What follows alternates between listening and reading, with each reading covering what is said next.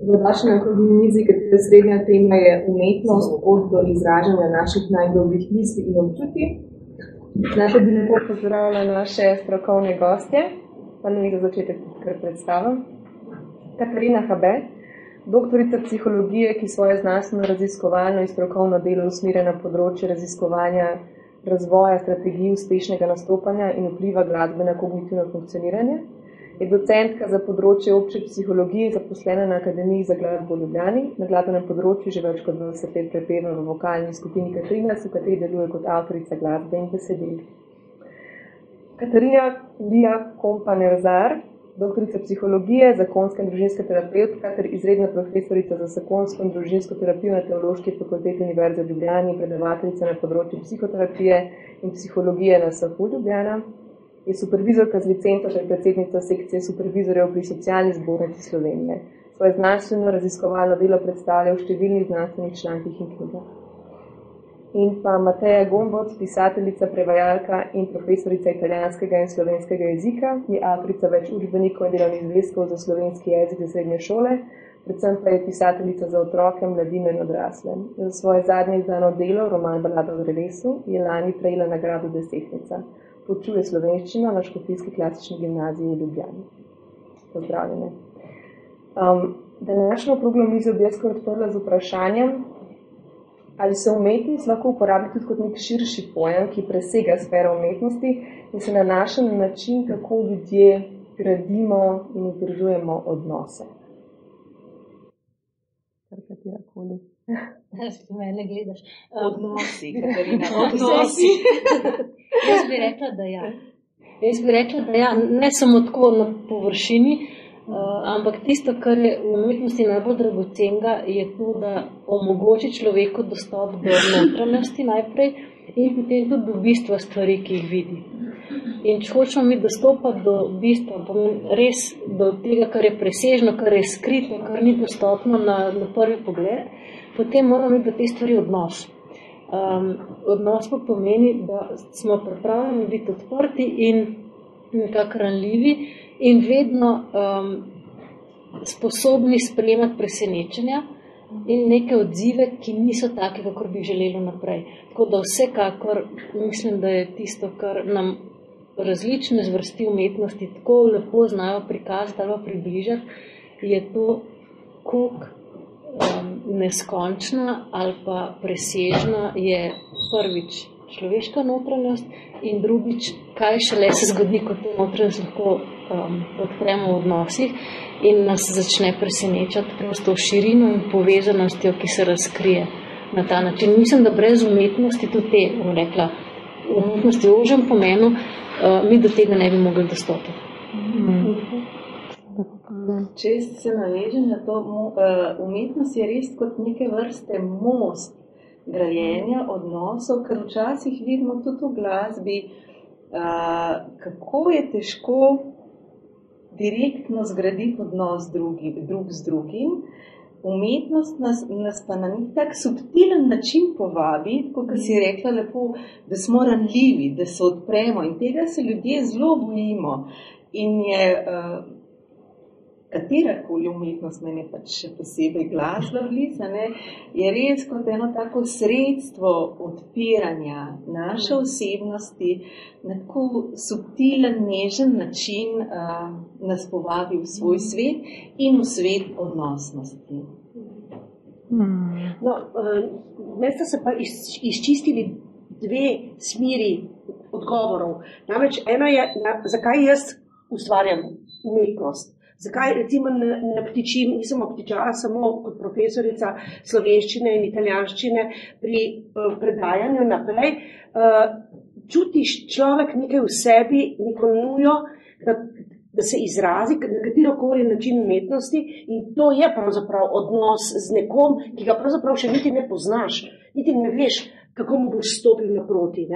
Drugo pa je to, kar se mi je zapisalo v romanu, namreč glavni lik v Baladi o drevesu je virtuozna violinistka, ki je precej zadržana in se skozi glasbo odkriva to drugo govorico, to novo govorico, s katero tudi zmore dobiti stik z novo osebo, kot je bil njen fant, Mark, in tako naprej. Vidim, da katerakoli oblika umetnosti pravzaprav prebuja nove svetove v ljudeh. V enem drugem romanu sem govorila o slikarstvu in kiparstvu, ker menim, da je umetnost, ne menim, pripadam umetnosti, bom rekla, spontano ji pripadam. In mislim, da je ravno to tisto, kar nas ljudi dela drugačne od drugih živih biti, da kot si rekla, presežno, da to začutimo tudi v besedah. Se v bistvu zdaj ste se zelo lepo navezali tudi na moje naslednje vprašanje, ki je bilo ravno na to temo, tudi zelo povezano z vašim romanom. Če nekako preko umetnosti, če lahko umetnost uporabimo tudi kot orodje za pristopanje k nekim težavnim, bolečim temam, kar ste vi zelo lepo tukaj naslovili, samomor. V bistvu to počnemo. Glasba ali katerakoli druga oblika umetnosti, ne moremo reči, da je terapevtska. Je pa, pomaga pa pri izražanju, pri iskanju in najdenju tudi samega sebe ali pa odgovorov na vprašanje, ki se nam zastavljajo. In nekatere včasih tudi absolutno ne vemo odgovora. Da samo slutimo ali pa vemo, da nekje je ta odgovor. Skozi umetnost se ta svet, moram reči, ravno razčisti, ampak nas naredi občutljive za nekaj več, nekaj višjega, čemur še ne znamo dati imena, ampak iščemo to ime. Isto bi rekla, da je umetnost terapevtska. Bi rekla, da je ravno izvor v zdravljenju. Rečemo, če stopam na področje glasbe, ena izmed izvornih funkcij glasbe je bila poleg povezovanja zdravljenje. In se mi zdi, da nam omogoča, ne da bi se mi zavedali, kako blagodejno objame naše celo bitje. In nagovori vse v nas tako, da lažje mogoče se soočamo s sabo, z drugimi, z izzivi in zato tudi mogoče lažje nagovorimo določene boleče teme preko umetnosti, ker v besedah morda preveč boli. In tudi rečemo, ja, se v literaturi so besede, ampak ta estetika, ki jo začutiš, zraven poboža in malo ublaži to globoko stisko, ki se poraja. Bom kar navezala, če dovolite, zakaj sem tako previdna glede tega, ker ko se je roman pojavil, so ravno strani nekaterih psihologov,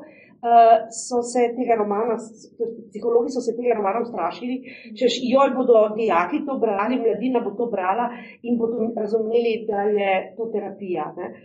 V tem pomenu, da literarno delo želi biti tudi literarno, ne pa nujno ponujajoče rešitve dajati, s tem pomenu. Bi mogoče to še dodala, a ne mi, ko rečemo terapevtsko, to je tako ponarodel izraz. Zdaj se nam že vse, kar prebuja čustva, pa jih nekako artikulira, že mislimo, da je terapevtska, a terapija v ožjem pomenu besede pomeni prostor, zelo strukturiran prostor, v katerem dobijo čustvene izkušnje prava imena. Kaj pomeni pravo ime? Pomeni, da ob tem, ko se neka boleča izkušnja začuti ali pa izgovori, se jo izgovori na tak način, ki omogoča, kako si ti rekla, prvič doživljanje nevarnosti, da je varen prostor, dovolj zaprt, nekak intimen prostor, da bo ta bolečina tam ostala, da se ne bo širila, da ne, tudi ni nobenega taka reakcija nazaj, kakor bi bila zunaj, pa ne, če bi ta roman prebral in terapevtski sobi, sigurno ne bi tako skočil nanga.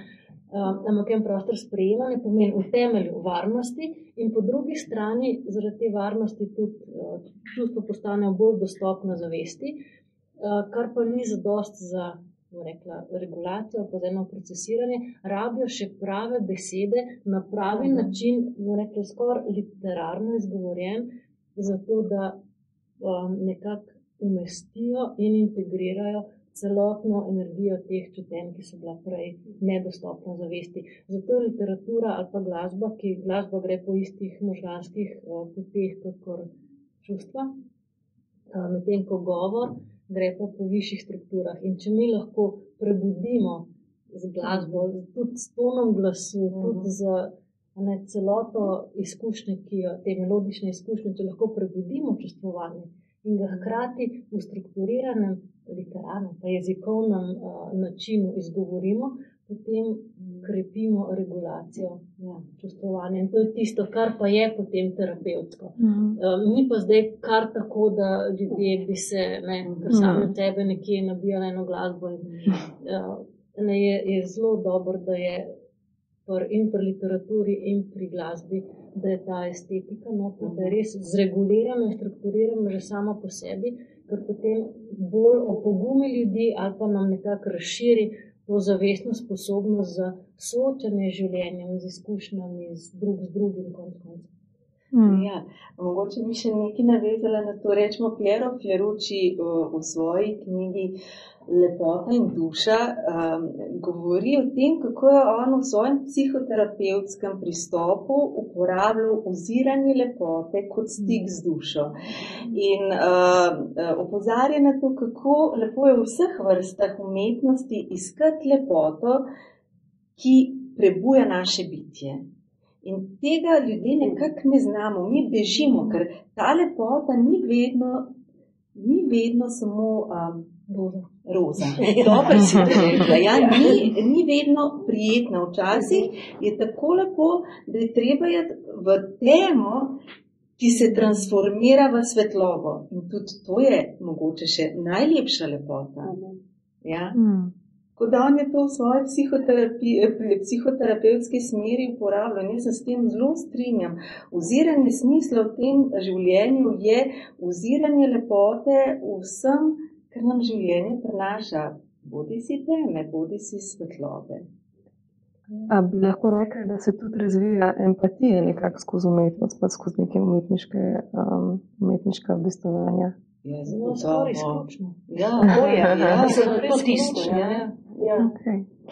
Zato, ker recimo jaz, ko vidim, ko berejo moji mladi v razredu, v šoli, ravno tisti, ki berejo, se jim prebuja ta empatija in tudi za vsakdanje življenje se jim potem. Tako da je ključno.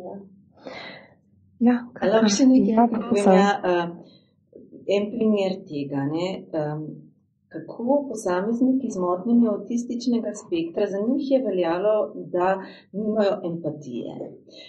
Novejše spoznanja kažejo, da znotraj empatije obstajata dve smeri. Ena je na tej bolj kognitivni ravni, torej sposobnost predvidevanja, kaj se bo zgodila, druga je pa res na tej čustveni ravni.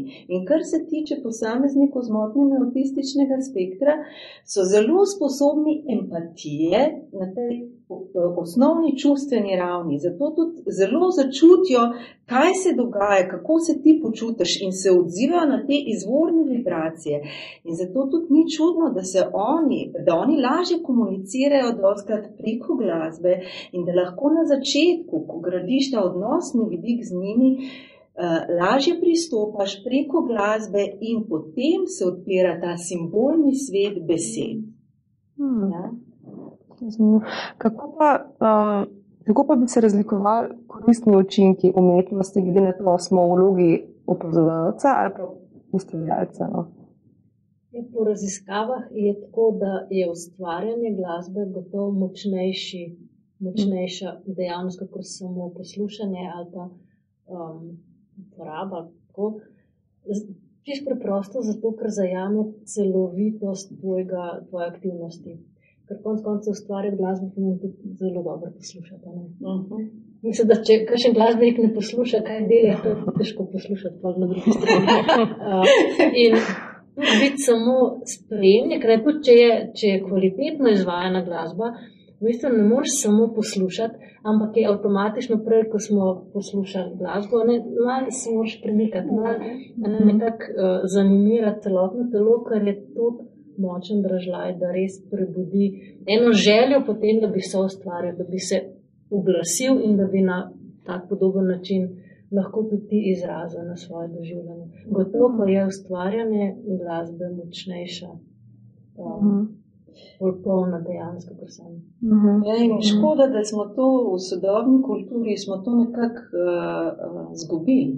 Včasih se je prepevalo na vsakem koraku, pri vseh obredih, bravo, krasno in častili preko tega življenje in vse, kar se dogaja v življenju. In tisti, ki to še počnete, jaz moram reči, da pri nas rečemo moja izvorna družina še, ja, moji fantje, moram pa kar iskreno povedati, pa sem od majhnega zelo veliko pele, pa plesali smo skupaj, pa vse. Ampak ne, oni pa ne bi. Jim je pa to tako že kar mal neroden, pa mami, kaj si ti si zmeri tako sproščena. Ja, dobro je, meni je to zelo naravno, vidim pa, da njim tudi preko mojega zgleda to ni nekaj domačega. Ja. Jaz bom pa drugo plat povedala, torej glede besede, ne drži, da usiha bralna kultura. Kar vidim in hodim po šolah, bodi si od čisto micenih do gimnazijcev oziroma poklicnih šol berejo.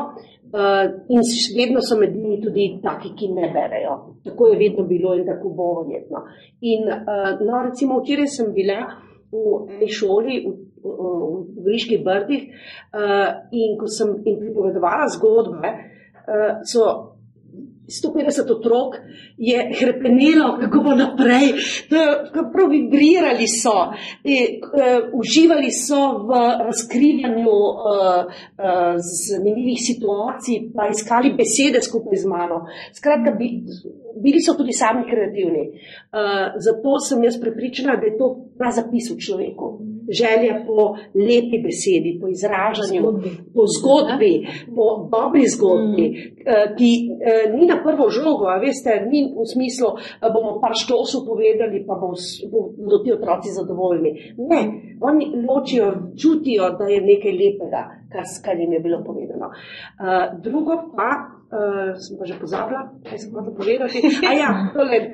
Pravzaprav lastna ustvarjalnost je tudi tako lepo garanje. To je pravzaprav garanje. Ne? To je ena taka po eni strani mučna slast. Malo prej sem imela sestanek s svojo urednico, sva šli skozi en bodoči roman in me je opozorila na nekaj delov, ki jih bi želela ona, da jih jaz izboljšam. In v meni se je prav prebujal tista prijetna, sladka nestrpnost, ko bom morala garati in iskati boljših besed in boljših možnosti, lepše povedati. Vse skozi so pa imeli nekaj pred očmi, spoštovanje pravca. V smislu, tisti, ki bo to bral, da bo njemu to nagovarjajoče. Ustvarjalni proces je pravzaprav en tak kozmos.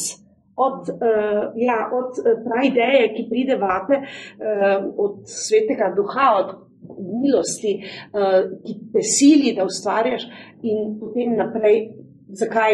Zato, da pride enkrat, da je to delo odloženo in last pravzaprav bralcev. Toliko besedi. Jaz bi pa tukaj rekla pri ustvarjalnosti, da je tako odvisno, v kateri fazi smo. Ne?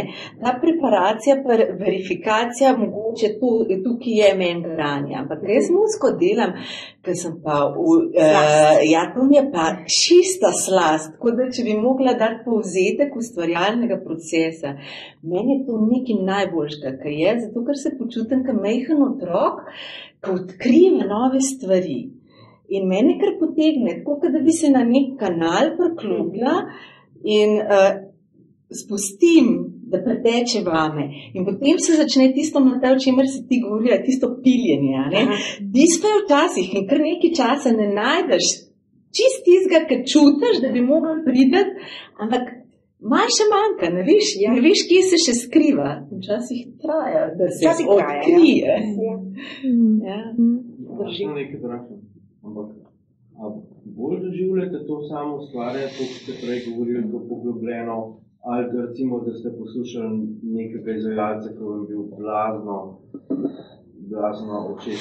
Ona je prej rekla, da je to neko ustvarjanje dosti bolj poglobljeno. Zato me zanima, kaj meni se recimo to ne zdi.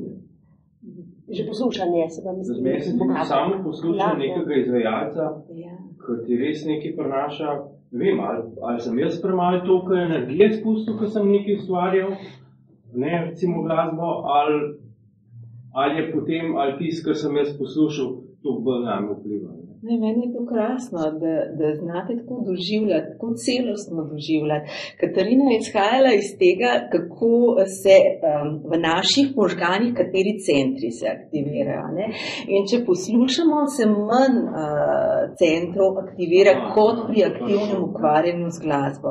Je pa rečemo, če govorimo o tem zanosu, ki smo ga tukaj pri ustvarjalnosti, ker smo ga mi tukaj že nekako priklicali sem, ne?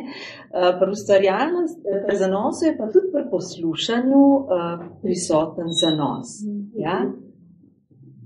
Je pa kljub vsemu dejavnost, ki najbolj producira zanos, je improvizacija, kjer moraš ti upišati analitični in jeti s tokom. Ne? Zato pravi, da se prefrontalni korteks malo utiša, da ne presoja, da ne analiziramo, ampak enostavno se prepustimo toku.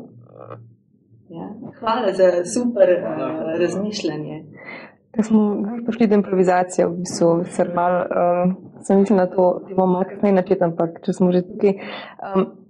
Zdaj, kakšen pomen pa ima res učenje improvizacije v glasbenih šolah? Recimo pri učenju klasičnega instrumenta, vsaj moja izkušnja je to, da tega v bistvu praktično ni. Ne? Je pa zelo pomembno za lasten izraz nekaj glasbenega. Ja, meni je to noro. Tukaj mi malo pritisk naraste, zato ker jaz tega sploh ne razumem. Osnova v glasbi je igranje, se je sama beseda igranje, a ne? In mehni otroci, če jih poslušaš, kako oni ustvarjajo glasbo, kako oni prepevajo, kako ritmizirajo, kako se že pri govoru igrajo z glasbo govora, vidimo, da je improvizacija otrokom naravna. Ampak nažalost v našem glasbeno-izobraževalnem sistemu se to zgublja. In čim bolj stopaš po formalnih glasbenih okvirih, to, kar ti poznaš, ne, to, kar jaz vidim pol tudi pri študentih glasbe, ko jim damo, imam en predmet, veščine uspešne psihične priprave na nastop in vsako uro letos smo se igrali. In so mogli improvizirati. In na začetku so bili čisto drdi. Ko sem jim rekla, da vsak prinese svoj inštrument, da bomo improvizirali. To je bilo grozen. Ampak da tretjo uro sem že rekla, a bomo danes tudi? Ja, bomo. In ker o tem govorim, imam naježeno kožo, ker je toliko ene radosti. To je tisto, kar se vse v nas prebuja in odpira za povezovanje, ker v improvizaciji moraš ti konstantno graditi odnos. Moraš biti celo čuteč do tistega, s katerim improviziraš in do glasbe, ki jo izvajaš, enostavno se moraš popolnoma odpreti in zaupati. In prisluhniti tudi drugemu. Zdaj smo pri odnosu, ne? Ja. Pri improvizaciji. Po drugi strani pa še nekaj improvizacija nekaj naredi. Poslušaš recimo, ne vem, konkretno bom govorila o violinistki, ne? Poslušaš recimo violiniste, 5 jih izvaja neko skladbo in razbereš tistega, ki je prinesel lastno interpretacijo. Se pravi, ki je lastno noto dal. Se pravi, on se je prepustil glasbi. Tukaj moramo govoriti, pri umetnosti govorimo o presežnem, o več, ne, o nečem več. In nobena umetnost, ne glasba, nobena ni zgolj ponavljanje prejšnjega, ampak je nekaj novega, kar se pojavi. Pa da še ena stvar, ne? Eno je dobro poznati obrt. Ja, absolutno. In tako, ko se pri glasbi čuti, kdo je ostal samo obrtnik, se čuti tudi pri literaturi, ki imaš se template, pa rečeš, samo zamena imena, pa par obratov, pa že veš, po katerem template je delo. Vidiš pa, kdo je kljub obrti, a pa prav zaradi tega, ker je obrt že avtomatizirana, pa res lahko začel improvizirati. In se mi zdi to en tak velik prehod, pa zelo zahteven prehod, znati da lahko pozabiš, da znaš. In je pri terapeutih isto. Mislim, da je čisto isto. Da je dobro vedeti zadost, da ti ni treba več o tem razmišljati. Verjetno ima velik pomen Potem tudi nasplošno v otrokovem življenju učitelj inštrumenta, likovne vzgoje, kot tudi slovenščine, recimo. Zdaj, kako pomembno vlogo imajo učitelji? Izjemno pomembno. Predvsem, če gledamo po tem modelu dobrega učitelja, po Kortharnovem modelu imamo v samem centru osebnostne vrline in občutek poslanstva. In nekdo, ki res v tistem, kar počne, čuti predanost temu in svoje poslanstvo, bo žarel čisto drugače. Tukaj ne govorimo zdaj o nekih kompetencah, ti pride šele proti površini, teh plasti, ki pomembno vplivajo na dobro poučevanje. Ampak v samem središču so pa te esence, ki jih mi nosimo sabo.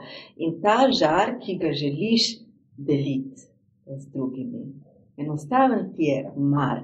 In tako tudi v psihoterapevtskem odnosu tebi mora biti mar za sočloveka. Teh stvari za moje pojme, to se težko priučiš. Enostavno ne moreš se, ali? Ne, Slomšek tukaj čist, lahko rečemo, temeljni imperativ nam je postavil. Kdor hoče druge vneti, mora sam žareti. Isto nisem vedela. To je Slomškova beseda. Kdor hoče druge vneti, mora sam žareti. To je dejstvo. Samo tak učitelj bo zažgal, lahko rečemo, tisto netivo, ki je v učencu. Tudi zaradi empatije, ker ljudje se odzivamo drug na drugega avtomatično. In otrok ali pa učenca ali pa kdorkoli je pač na milosti in nemilosti prepuščen, se bo odzval na tvojo intenco, ne na to, kaj bi ti rad. Vse učitelji pa terapeuti zelo dobro hočemo, ampak če nas je strah, ali pa če nas ne zanima, bo to primarni kanal in se bo to začutil. In kako smo prej govorili pri empatiji, jasno, to je bistveno hitrejši proces, kakor so tisti miselni, pa tam, kjer se mi trudimo. In to ni nič narobe. Ampak, kadar poslušamo te odzive v odnosih, pa hitro vidimo, kdaj je nam zmanjkalo, lahko začnemo skupaj se ustvarjati in ponavadi je tako, da če poslušamo to, lahko v odnosu ustvarimo več, kot bi vsak od nas posebej. Da zdaj učitelj prekipeva 24 ur na dan in mora biti vedno ne vem kaj, ampak že če bo slišal otroka ali učenca, da mu je malo težko, da nima ta stika, bo to zadost velik izziv zanj, da bo spet se užgal. Brez odnosa pa ne. Pa ne bo mogel noben dolgo ustrajati. Saj mislim, da predlagati malo še malo. Kaj pa napaja to luč človeku? Vprašanje za to. Imaš tudi povratno energijo. V smislu, ko vidiš, da ti mladina, da je mlad človek odziven in da ga zanima in da si vsaj malo prižgal, bodi si zadostno oceno pri nekom, bodi si pri nekom drugem, ki je popoln in dviguje roko in želi še več zvedeti, zelo različno. To je že kanal, v katerega se vliva za našo energijo. Vsaj jaz tako občutim. Ko mi postavijo pa še tista dodatna vprašanja, takrat pa si naberem še tudi 17. november. To so taki dnevi, 23. januar. To so tisti. Kaj to napaja? Ljubezen. Ljubezen to napaja. Zdaj mogoče, da se navežem na to, kako pa vi nekako živite to svojo umetnost v razredu, ker sigurno na drugačen način predajate svoje znanje, ker imate še izkušnjo, da ste pisateljica. Ja, moram priznati, da ne morem mimo tega. Torej, ne da govorimo o sebi kot o pisateljici, ampak začutijo, kdaj pravzaprav, ko govorim, ne govorim o Alojzu Gradniku, ampak razmišljam, zakaj je on tisto besedo tam uporabil. To vidijo zagotovo pri meni in mi dostikrat tudi vprašajo, priznam. Ali pa recimo jim povem, kako je ustvarjalni proces, kako poteka. Na vse zadnje govorim tudi nekaterim bodočim ustvarjalcem. Tega se tudi zavedam, da marsikdo to sliši tudi zaradi tega, ker ga to zanima, oziroma ker je začutil v sebi to poklicanost. Tako da ne govorim o svojem ustvarjanju, ampak o ustvarjalnosti in o ustvarjalnih procesih pa ja. Če se mogoče še malo vrnemo na otroke, a bi lahko rekli, da je zgodno vključevanje otrok v neke umetniške dejavnosti, da bo potem pripomoglo k temu, da bodo taki otroci tudi, ko bodo odrasli, nekako na bolj kreativen način razmišljali, reševali neke težave svoje in tako. Zagotovo, ja, seveda, se kaže že, da če v prenatalnem obdobju se samo posluša ustrezno glasbo, že to vpliva na vse ravni razvoja, na psihomotorični, na čustveni, socialni, kognitivni. In že tukaj imamo dokaz, da je glasba neko sredstvo. Jaz zdaj pač izhajam iz svojega polja, ne iz glasbe. Ravno tako je pa z branjem. Delali so tudi raziskave, če se otrokom bere, ko so še v trebuščku in se ravno tako pokazali, da je to stimulativno, ker gre spet preko glasu. In spet smo pri odnosu. Na ta način se gradi odnos še z nerojenim bitjem in kasneje z novorojenčkom, dojenčkom in tako naprej. Vem, da pa ena stvar, to ni tako, da bi zdaj predpisval, zdaj pa posluši pol ure unga, pol prebere dva odstavka in to otroka lepo dresira na pravilnih tonih. Nažalost to ne deluje tako. Zato, ker otrok bo glasbo in tudi literaturo in zgodbo potegnil ali pa ohranil v svojem življenju, če jo bo tudi živel. Če bo on živet, če bo on slišan kot glasba, ker konec koncev dojenčka ti ne moreš poslušati racionalno, ker ti čisto nič ne zna povedati. Da moraš slišati njegov ton, njegov zven. In če mama lahko, pač skrbnik, lahko sliši dojenčka, res v teh drobnih detajlih, v tem drobnih v ritmu, v melodiji njegovi, potem bo ta otrok pel. Malo skušnja taka. Ampak bo pel, zakaj? Zato, ker bo vstopil odnose zanga tako močno zaznamovan s to melodijo. Hkrati seveda, če bo z enim veseljem, ki ga pokaže, pa se pri otroku se hitro vidi, da uživa v glasu, da ga to pritegne. Če bo imel možnost tudi se igrati z glasom in tudi zgodne oblike tudi glasbenega šolanja, recimo kakorkoli, jasno bo to nekaj, kar bo srkan, kar bo imel rad. Ampak samo dokler bo to lahko zanga sproščeno in varno. Čim varnosti ni, pretokle mehne reči, če govorimo o predšolskih otrocih, potem bodo dejavnosti, ki so mu usiljene ali pa prek strahu nekako nadresirane, bojo sigurno dejavnosti, ki jih bo čim bo lahko opustil. In je isto z zgodbicami, s knjigicami, z branjem, če ti z veseljem, če se lahko odrasel zanima za zgodbico, ki jo otroku bere. Tudi če je to zgodbica o pingvinčku, ki je padel v vodo in potem ga je tivlanček rešil. Bo otrok iz tega bo videl, kako je to nekaj lepo, kako si ti rekla, mora biti eno lepoto v tem noter. In v tem se bojo te stvari ga bojo gradile. Poleg tega, da pa jasno glasba in tudi beseda, pomeni zgodba, ima že sama po sebi veliko moč in velik primat pri tem, kaj bo otrok zbral, če bo lahko zbiral. Je pa vedno ta težava, da mora absolutno biti okolje, odnosno okolje, v katerem se to dogaja, absolutno varno. Če je varnost, se bo prebudila radovednost, ko se prebudi radovednost, bo otrok zbral tisto, kar je najbolj kvalitetno, glasbo in zgodbo. Če ni varnosti, mu lahko daš najboljšo glasbo in najboljšo zgodbo, mogoče boste malo omilili tisti pritisk, ki ga nam ga ustvarita to nevarno okolje. Ja, jaz sem čisto prav tako sem poslušala besede in so spadale v mojo tudi zgodbo. Namreč prvo, kar si rekla, ritem. Jaz menim, da je svet urejen ritmično oziroma urejen je. In zato otrok, novorojenček oziroma še pred, ko je še v trebuhu, posluša ritem. In ritem mu omogoča glasba in omogočajo mu tudi besede. Zlasti so to pesmice, recimo. Zato se počuti v tem tudi varnega. V takem svetu umetnosti, ki mu ne ponuja šokov. Ali pa ki mu ponuja samo, recimo, ne vem, svetle šoke, v smislu novo odkritja. Zato je pravzaprav srečanje z ustvarjalnostjo oziroma z umetnostjo v človeškem življenju, ne, ker otrok je majhen človek, ne, je pravzaprav naš prazapis. To smo mi. Ja. In neverjetno je, kako se že ti najmlajši odzivajo na lepoto umetnosti. Včasih jih malo podcenjujemo. Ja, očarani so. Mi jih podcenjujemo. Ampak ta mala bitja so še tako povezana z izvorom, da precej lažje prepoznajo in vzpostavijo stik s presežnim, kot mi, ki smo se od tega že kasneje oddaljili. Ja. Tako je v bistvu tudi pomembno, ne, da učitelji teh raznih umetnih dejavnosti tudi znajo vzbuditi zanimanje otrokov. Ja, veš kaj, tudi jaz opažam, ne, nažalost je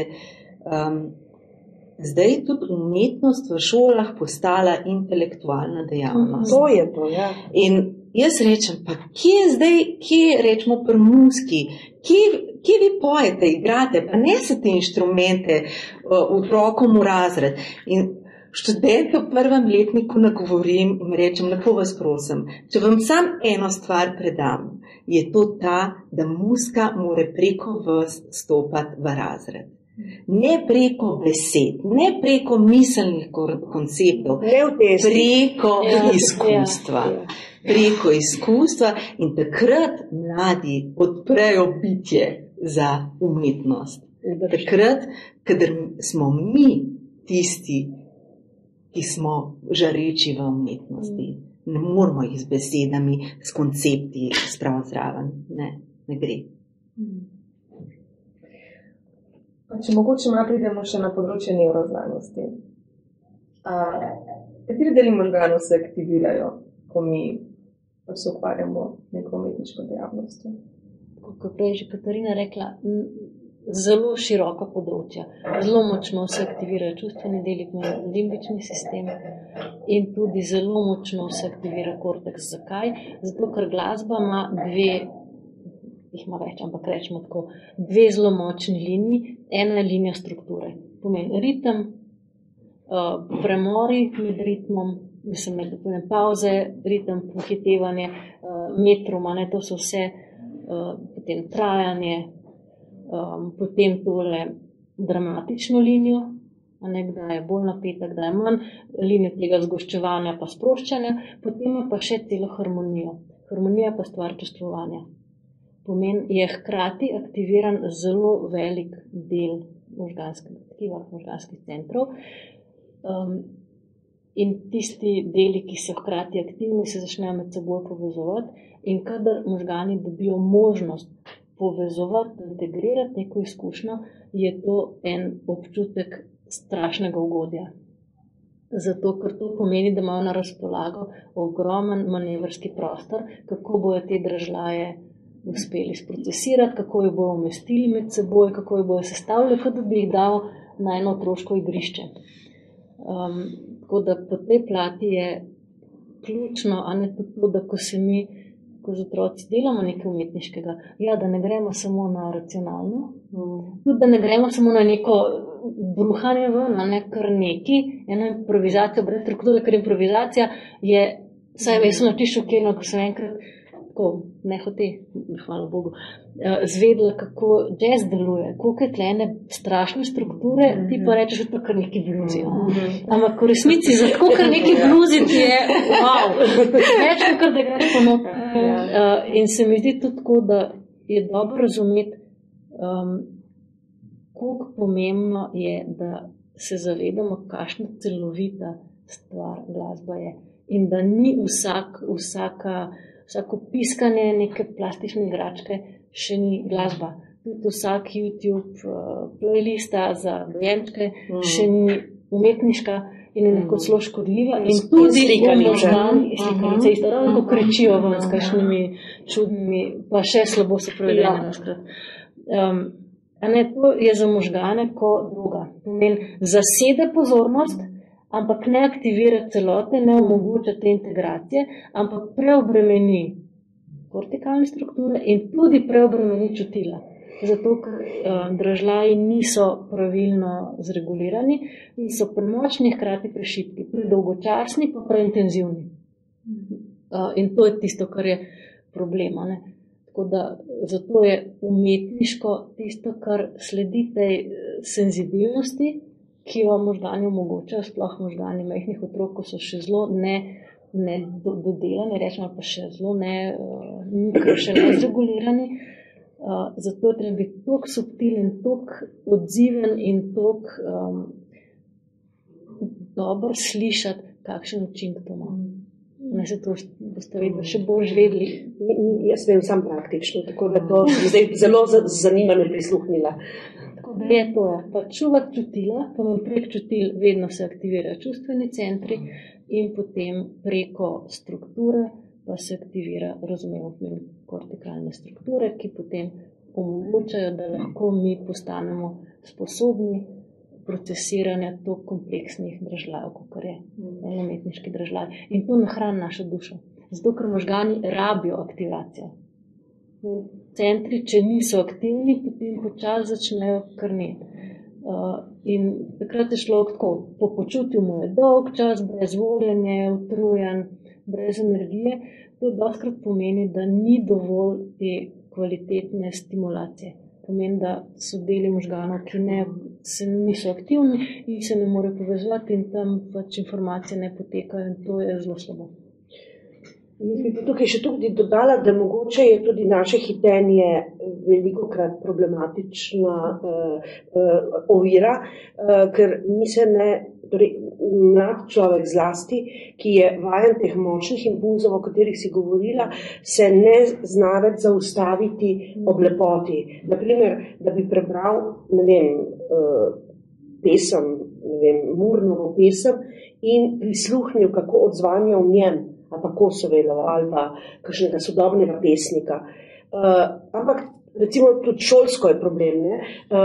Katere so pesniška sredstva, kaj je pesnik hotel reči, to je prav boleče, to je lahko rečemo masakr nad literaturo in pa tudi nad glasbo. Hkrati je to tako. Ne morejo prebrati ene kvalitetne pesmi, zato ker je to za njih prenaporno. Zakaj je prenaporno? Zato ker so bistveno preutrujeni in preveč bombardirani s temi močnimi, nesmiselnimi dražljaji, ki so tudi izven ritma in to preprosto možgane uniči. In ti nimaš več dovolj energije, da bi se lahko toliko umoril, da bi zmogel prebrati en odstavek ali pa en vers.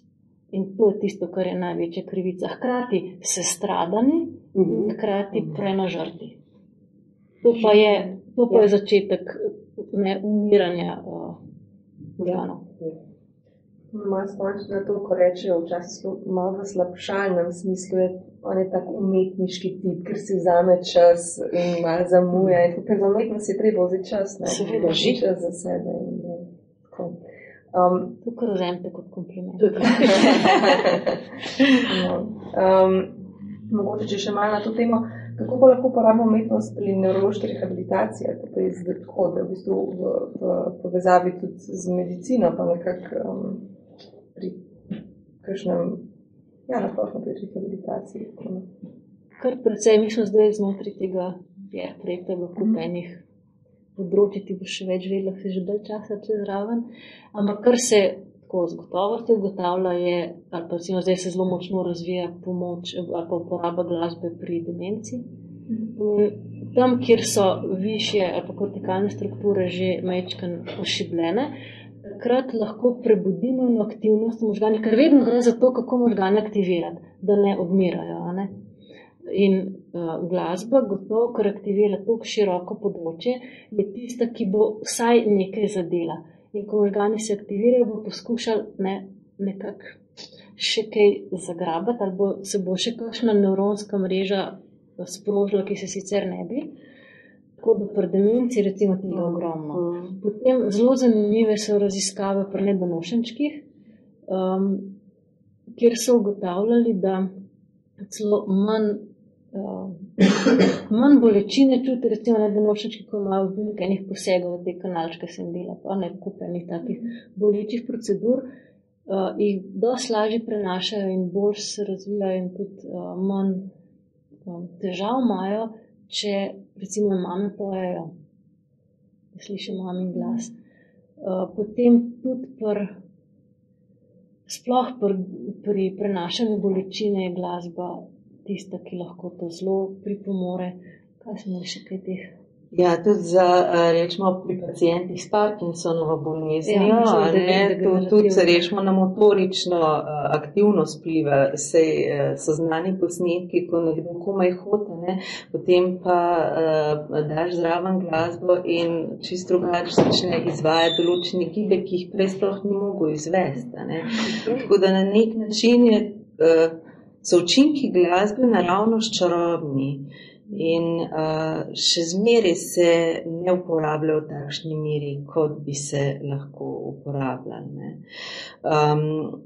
Zdaj, če gremo naprej še od tega, ti si zdaj omenila uporabo glasbe v medicini. Če dodamo še prav glasbeno terapijo, kjer glasba predstavlja sredstvo vzpostavljanja odnosa tudi v nekem kliničnem settingu, lahko dosežemo še večje učinke pri vseh teh aktivnostih, ali mi govorimo o vplivu na kognitivne kapacitete, ali govorimo o vplivu na motoriko, ali na čustvene naučenje.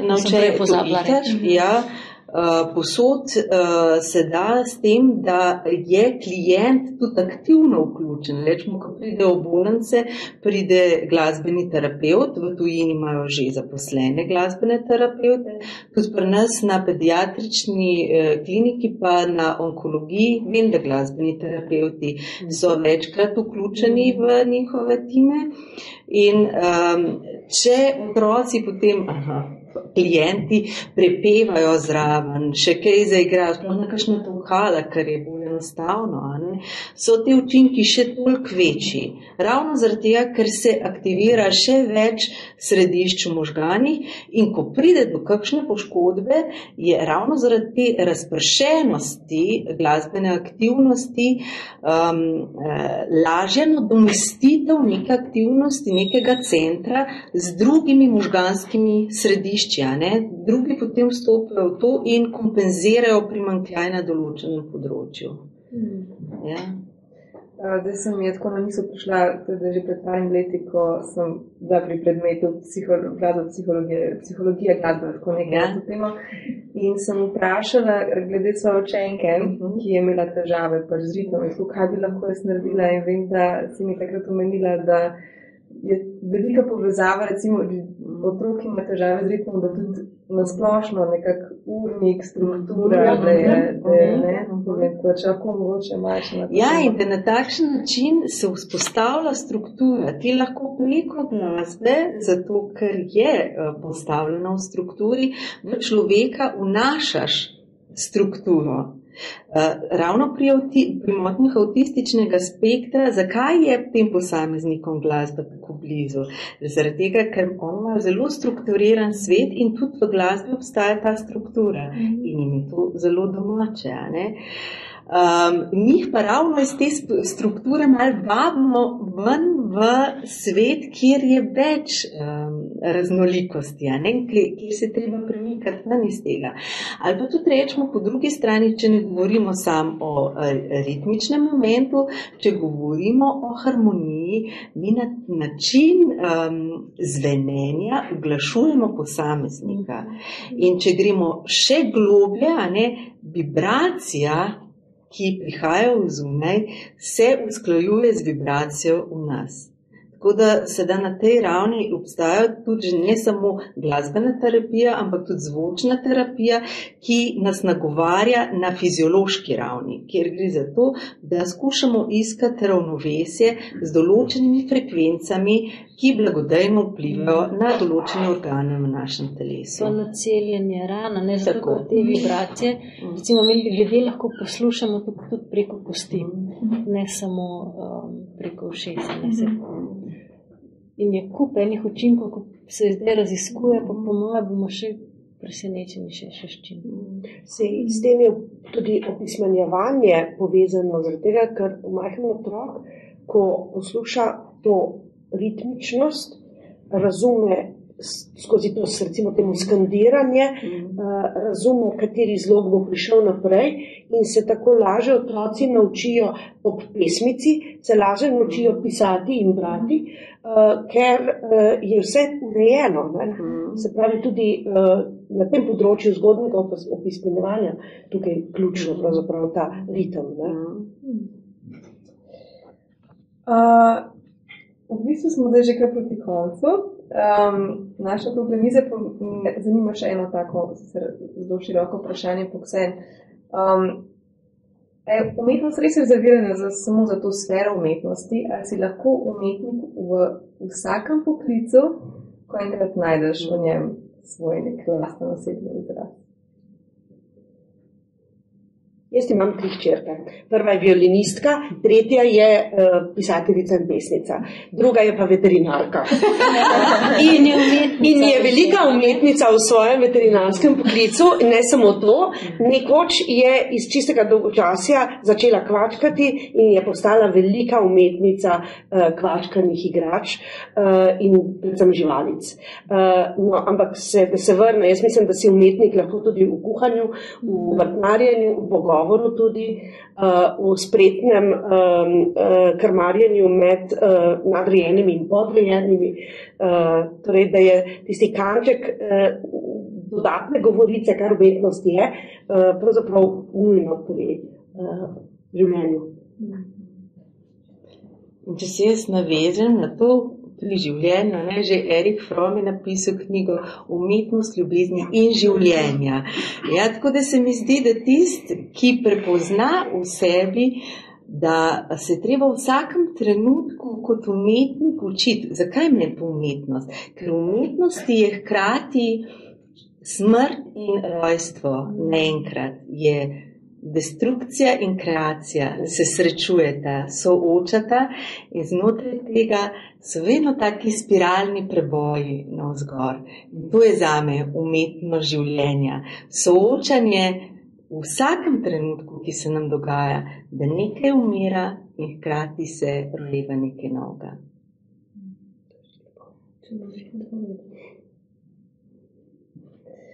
Ok, a še kakšno vprašanje iz publike mogoče? Ja, jaz imam eno provokativno vprašanje. Kje je lepota zunaj, v svetu, ali nekje drugje? Kako gledate na estetsko doživetje? Ker občutek se ne da mešate malo te ravni, kako je lepota zunaj.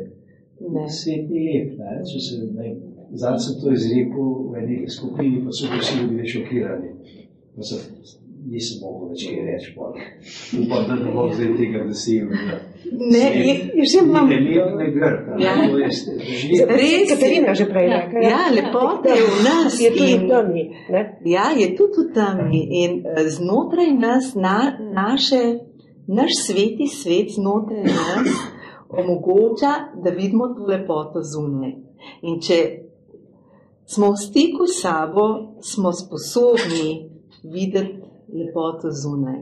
Če pa tega stika ni in se bojimo sami sebe, potem mislim, da bežimo pred lepoto in ne znamo uzreti.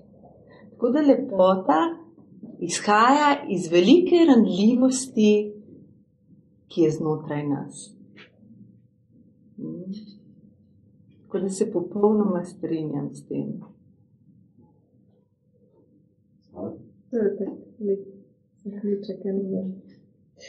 Hvala za to vprašanje. Jaz sem rada provokativna vprašanja. Jaz mislim, mogoče, da je tako mešanica obojega, to, kar ste rekli, profesor. Včasih, ko nekdo recimo piše neko poezijo, in mogoče v tistem trenutku težko sam sebi reči, to je pa lepota. Ko se gleda nekaj težkega. Ampak ko reflektiramo, da recimo leta nazaj, ko beremo svojo poezijo, pa vidim to lepoto. Ampak takrat je mogoče v trenutku, da je težko uzreti, čeprav v svoji prvini to je. Se mi pa tudi zdi, da pri literaturi, Pa moja izkušnja je ta, kakšno vlogo imajo učitelji in profesori pri literaturi. Pri meni je šele profesorca v srednji šoli, ko mi je dovolila na drugačen način interpretirati pesmi, ki so po šolskem sistemu bile interpretirane na nek način. Me je to spodbudilo k razmišljanju o literaturi in pa tudi pisanju literature. In se mi zdi, da pri nekaterih dijakih, ki pa v sebi iskreno pač ne čutijo te iskrice, da bi pisali, da je pa s tem, ko jih umeščamo v neko pretirano strukturo, ki je pomembna, ampak za njih, kaj je ta struktura dala? Oduzela jim še tisto nekaj, kar bi pa mogoče lahko prebudilo in jih to čisto jih zamori in se nočejo posvetiti literaturi. Se mi pa zdi tudi, da pri branju poezije je ravno tako kreativen proces in pa poglobljen, ker je naključje, da nekoga ne govori ravno ena pesem, ampak pa nekatera drugega. Če res tako, zelo, zelo velika lepota je v tem, ko človek lahko svoje samozavedanje prenese. Ker tisto, kar je res lepega, je, kako ste rekla, je, ko vidiš eno bolečo izkušnjo, kako se je integrirala in kako je del enega procesa in v bistvu eno tako veliko ponižnost prebudi, ko se zaveš, kaj te je bilo dano, na živo začutiti, umestiti in videti, kako je lepo, da to ljudje zmoremo. No, jaz moram pa povedati čisto odkrito, da k meni pridejo teme, ki so zelo težke. Tukaj recimo v tem romanu je motiv samomora zelo močen, motiv medvrstniškega nasilja. V eni kratki zgodbi sem napisala o prestopništvu in o samopoškodovanju. Ampak zdaj, ker me ne poznate oziroma ker niste še brali verjetno mojih besedil, si lahko predstavljate, da je to zelo težko pisati oziroma da lahko sem zelo črna. Nisem.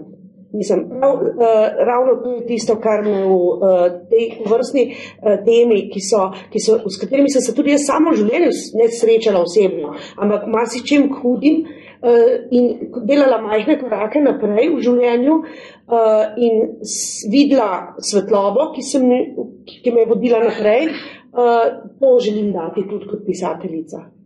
Zato sem drugačna kot kakšen drug pisatelj, ki pač drugače gleda na te teme. Taka sem jaz.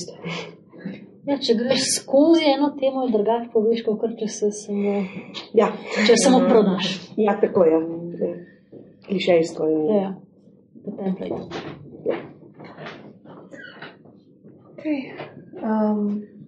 Pol pa bi se zahvalila vsem trem gostjam. Ne vam, da ste nas prišli poslušati. Pa lep večer še naprej. Hvala. Hvala.